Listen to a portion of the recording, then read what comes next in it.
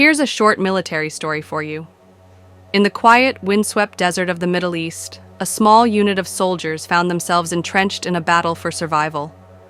Sergeant Laura Mitchell, the leader of the unit, scanned the horizon through her binoculars. The sun was setting, painting the sky in streaks of orange and red. But there was no time to enjoy the beauty. Enemy forces were closing in fast, and the desert was eerily silent except for the occasional whisper of the wind. Her squad, 5 soldiers, including herself, had been tasked with a recon mission days ago, but things had quickly gone awry. The ambush was swift, and now they were cut off from the main battalion.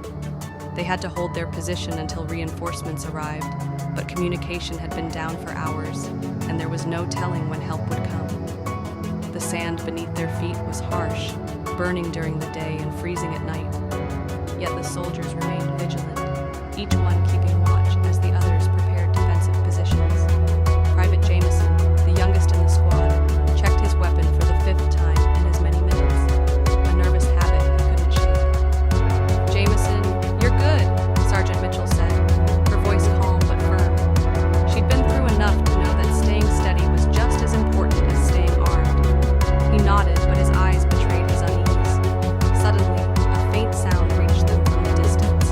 At first it was just a hum, something in the air, but soon it became clear. The enemy was coming. The squad moved into position, each soldier knowing their role in the coming fight. The firefight erupted like a storm. Dust, bullets, and explosions filled the air. Sergeant Mitchell's heart raced, but her mind stayed sharp. She barked orders, directing her squad with precision. Every move was calculated. Every action had its purpose. The young private, who had barely seen combat before, rose to the occasion, his hands shaking, but his aim steady. Hours seemed to pass in minutes, but finally, the crackling sound of a radio brought the moment of relief. Reinforcements had arrived. With their support, the enemy began to retreat. The squad, bloodied and exhausted, had held the line.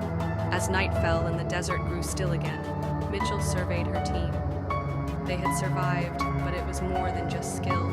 It was trust, teamwork, and the will to endure no matter the odds. She looked to Jameson, who had proved himself more than ready for the fight. "Good job, Private," she said, a rare smile tugging at the corner of her lips. Jameson grinned, his nerves finally calming. He had learned what it meant to be a soldier. "Hope you enjoyed the story,"